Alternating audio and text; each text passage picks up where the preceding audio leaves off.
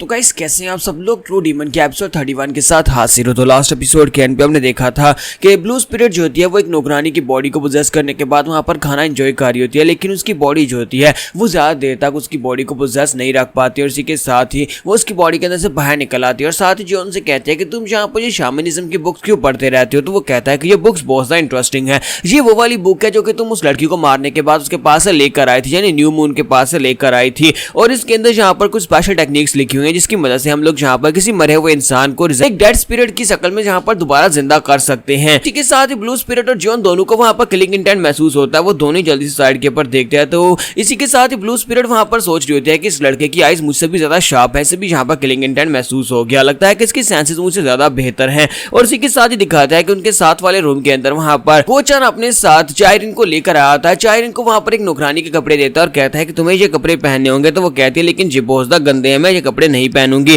जबकि गोचान वहाँ पर सोच रहा था कि ये सिचुएशन बहुत ज्यादा बुरी है, अब मैं यहाँ पर क्या करूंगा। अगर इसे पता चल गया कि गार्ड कैम के मरने के वक्त मैं यहाँ पर दूसरे बंदे के साथ यानी जॉन का साथ दे रहा था और मैं उसका वफादार हूँ, तो फिर ये मुझे मार डालेगी। और अगर मैं यहाँ पर जॉन के खिलाफ जाता हूँ तो फिर जॉन मुझे मार डालेगा। यानी कि ये दोनों सिचुएशन ऐसी हैं जिसमें मेरा मरना तो यहाँ पर तय है, मैं बहुत ही बुरी हालत में हूँ। चायरिन जो थी वहाँ पर उसके पास से कपड़े ले लेती है और उसके कपड़े लेने के बाद वहाँ पर सोच रही होती है कि अब मुझे यहाँ पर इन्हीं कपड़ों को पहनना पड़ेगा। और इसी के साथ ही गोचान उसे कहता है तो फिर ठीक है, मैं बाहर जाकर वेट करता हूँ, तुम यहीं पर अपने कपड़े चेंज कर लो। तो वो उसे कहती है क्यों, तुम यहाँ पर रुककर देखना नहीं चाहोगे, ये एक बहुत ही रेयर चांस है, तुम्हें दोबारा ये मौका नहीं मिलेगा। तो इसी के साथ ही गोचान जल्दी से पीछे की तरफ घूमता है। तो वो उसे कहती है कि मैं मुझसे मजाक कर रही हूँ, जल्दी से बाहर चले जाओ। और इसी के साथ ही हमारा गोचान जो होता है वहीं पर रुक जाता है। जबकि चायरिन जो थी वहाँ पर काफी ज्यादा खुश हो रही थी और साथ उसे कहती है कि तुम्हारा बहुत बहुत शुक्रिया मुझे यहाँ पर अंदर लाने के लिए। मुझे तो लगा था कि यहाँ पर मेरे लिए अंदर आना काफी ज्यादा मुश्किल होगा, लेकिन तुम मुझे बड़ी आसानी से अंदर ले आए। तो गोचान उसे कहता है कोई बात नहीं कोई बात नहीं, अब जबकि मैं भी यहाँ पर अपने सीनियर ब्रदर का बदला लेना चाहता हूँ, तो इसके लिए मुझे यहाँ पर तुम्हारा साथ देना ही था। अब जबकि तुम यहाँ पर हो तो इसका मतलब यह है कि मेरी साइड के ऊपर पूरी आर्मी आ चुकी है, मैं अकेला यहाँ पर उससे बदला नहीं ले सकता था थर्ड यंग मास्टर से। इसी वजह से अब यहाँ पर तुम मेरे साथ हो तो फिर हम लोग बड़ी आसानी से बदला ले पाएंगे। और इसी के साथ ही चायरिन उसे कहती है कि मुझे लगता है कि तुम रिटायर हो चुके हो, लेकिन अभी भी तुम यहाँ पर हमारी फ्लाइंग सेक्टर के ही एक असैसिन हो और तुम यहाँ पर अपनी कोर से असैसिन हो, इसी वजह से मुझे तुम्हारे पर पूरा भरोसा है। तो जैसे वो उससे ये बात करती है तो इसी के साथ ही गोचान पीछे की तरफ मुड़ जाता है। वो हंसते हंसते वहां से जा रहा होता है, लेकिन इसी के साथ उसके ऊपर नीडल्स फेंकती है और उसको वहां पर फिर से पैरालाइज कर देती है और उसे कहती है कि तुम्हें क्या लगा था कि मैं तुमसे ये कहूंगी कि मुझे तुम्हारे पर भरोसा है, ऐसी तो कोई बात नहीं है। मैं तो सिर्फ और सिर्फ यहाँ पर तुम्हारी मदद से अंदर आना चाहती थी, क्योंकि मुझे अच्छी तरह से पता है कि तुम यहाँ पर बदल चुकी हो। तुमने यहाँ पर गार्ड कैंप का साथ नहीं दिया, तुम्हारा सीनियर ब्रदर यहाँ पर मारा गया, लेकिन उसके बावजूद एक असैसिन होने के नाते तुमने यहाँ पर कुछ भी नहीं किया, उसे बचाने के लिए तुमने कोई भी एफर्ट नहीं की। इसका मतलब यह है कि तुम यहाँ पर दूसरी पार्टी के वफादार हो चुकी हो और तुमने यहाँ पर गार्ड कैंप को धोखा दिया है। इसी वजह से अब सबसे पहले मैं जिसे यहाँ पर मारने वाली हूँ वो तुम होने वाले हो, सबसे पहले यहाँ पर तुम ही मरोगे। जैसे कचरे की किसे फिक्र पड़ी है, तुम्हारे जैसे कचरे की तुम्हारे सेक्टर के अंदर भी कोई वैल्यू नहीं थी और तुम्हें क्या लगा था कि यहाँ पर तुम्हारी वैल्यू को समझूंगी और यहाँ पर आकर तुमसे बात करूंगी। तुम्हें हमारे सेक्टर से रिटायर किया गया था सिर्फ इसलिए नहीं कि तुम्हारे दिन पूरे हो गए, बल्कि इसलिए निकाला गया था क्योंकि तुम्हारे अंदर कोई टैलेंट था ही नहीं, तुम बिल्कुल बेकार इंसान थे। लेकिन कम से कम तुम यहाँ पर अपनी वफादारी तो नहीं चेंज करते।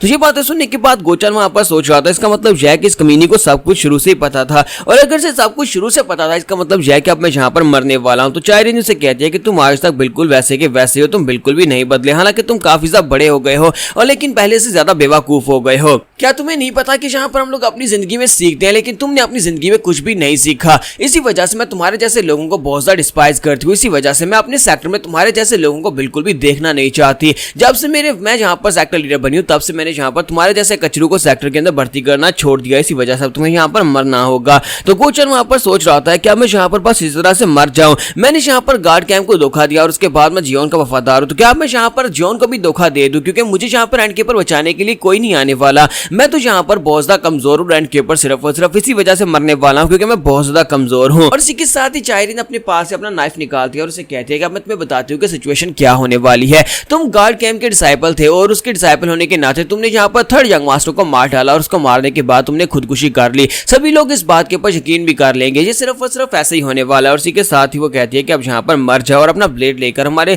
गोचान के ऊपर अटैक कर देती है। जैसे वो गोचान के ऊपर अटैक करती है इसी के साथ ही दरवाजा टूटता है, वहां पर से एक हाथ अंदर निकलता है और हमारा जियोन जो होता है वहां पर आने के बाद अपनी अटैचमेंट टेक्निक को यूज करते हुए उसके ब्लेड को अपनी तरफ पुल करता है। जैसे वो उसे पुल करता है तो इसी के साथ उसका नाइफ उसके हाथ से छूट जाता है, तो उसके नाइफ को अपने हाथ में पकड़ता है, दरवाजे को किक मारता है, वहां पर से अंदर आ जाता है और अंदर आने के बाद कहता है गार्ड गोचान, लगता है कि तुम यहाँ पर बहुत ही बड़ी मुश्किल में फंस चुके हो। लगाया था कि तुम्हें बचाने के लिए मुझे खुद यहाँ पर आना पड़ेगा और देखो मैं यहाँ पर तुम्हें बचाने के लिए आया हूँ। जबकि गोचान वहाँ पर जियोन को देखता है और कहता है कि क्या यहाँ पर मुझे बचाने के लिए आया है, लेकिन ये कमीना यहाँ पर मुझे बचाने के लिए आया और जो बहुत ज्यादा कूल है। तो इसी के साथ ही चायरिन जो होती है अपने पास एक और छोटा नाइफ निकालती है और गोचान की गर्दन के ऊपर रखते हुए कहती है कि यंग मास्टर मॉक तुम्हें यहाँ पर अपनी जगह के ऊपर ही रुकना होगा, जहाँ पर वहीं पर खड़े रहना, वरना मैं इस ब्लेड को इस लड़के की बॉडी के आर पार कर दूंगी। गार्ड गोचान यहाँ पर नहीं बच पाएगा, गार्ड गोचान यहाँ पर मारा जाएगा। तुम्हारा जियोन जो होता है वहाँ पर उसकी बात सुनने के बाद चुपचाप खड़ा होता है, जबकि गोचान वहाँ पर सोच रहा होता है कि इस लड़की को क्या लगता है कि यहाँ पर मुझे बंदी बनाकर इस लड़के को यहाँ पर इसके ऊपर दबाव डाल सकती है। वो एक डेविल है जो कि यहाँ पर किसी के जिंदा रहने या मरने से कोई फर्क नहीं पड़ता, फिर वो यहाँ पर मेरे लिए ऐसा क्यों करेगा।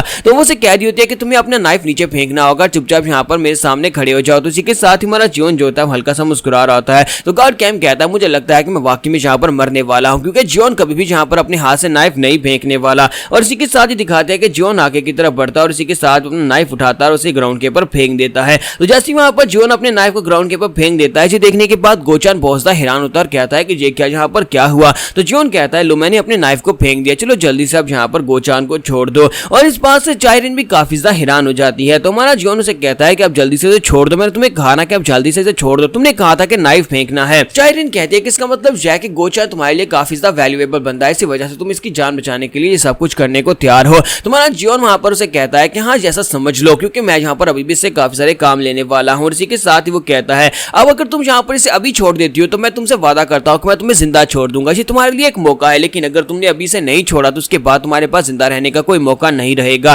तो ये बात सुनने के बाद चायरिन भी काफी ज्यादा हैरान होती है और कहती है कि ये क्या बकवास कर रहा है, ये कह रहा है कि ये यहाँ पर मुझे जिंदा छोड़ देगा, ये मुझे यहाँ पर एक मौका देने की कोशिश कर रहा है। और उसे कहती है कि तुम्हारी हिम्मत कैसी हुई यहाँ पर हमारे फ्लाइंग असैसिन सेक्टर लीडर से इस तरह की बात करने की। और साथ ही वो उसे कहती है कि अगर तुम वाकई में यहाँ पर गोचान को बचाना चाहते हो तो मेरे सामने घुटने टेको, अपने घुटने टेकर यहाँ पर इसके लिए माफी की भीख मांगो। और इसी के साथ ही जब वो उसे ये बात करती है तो गोचान कहता है कि अब तो यहाँ पर मैं पक्का मरने वाला हूँ। जब किसी के साथ ही हमारा जियोन जो होता है वहां पर नीचे की तरफ झुकना स्टार्ट करता है। जियोन जब वहां पर नीचे झुक रहा होता है तो गोचान कहता है कि ये क्या कर रहा है, कहीं ये वाकई में यहाँ पर मेरे लिए यहाँ पर अपने घुटने तो नहीं टेकने वाला, क्या ये मुझे बचाने के लिए सब कुछ करने वाला है। तुम्हारा जियोन वहां पर नीचे की तरफ झुकते हुए कहता है कि गार्ड गोचान अब तुम्हें यहाँ पर खुद ही बचना होगा। और इसी के साथ ही वो नाइफ लेकर उसके तरफ अटैक करने के लिए आगे बढ़ता है। चायरिन उसे कहते हैं कि मुझे लगा था कि तुम यहाँ पर अपने घुटने टेक कर इसको बचाने के लिए माफी की भीख नहीं मांगोगे, क्योंकि ये तो सिर्फ और सिर्फ एक कचरा और कचरे को बचाने के लिए कोई ऐसा नहीं करेगा। लेकिन इसी के साथ ही जब हमारा जियोन वहां पर साइड के ऊपर देख रहा था तो वो कहती है कि ये मेरी तरफ क्यों नहीं देख रहा है, ये साइड के ऊपर क्यों देख रहा है। तो इसी के साथ ही ब्लू स्पिरिट जो होती है वहां पर अपनी पावर्स को रिलीज करती है, वो अपनी ऑमनियस पावर्स के साथ उसको वहां पर चारों तरफ से घेरने की कोशिश करती है। ग्राउंड के अंदर से ब्लड के बने हुए हाथ निकलते हैं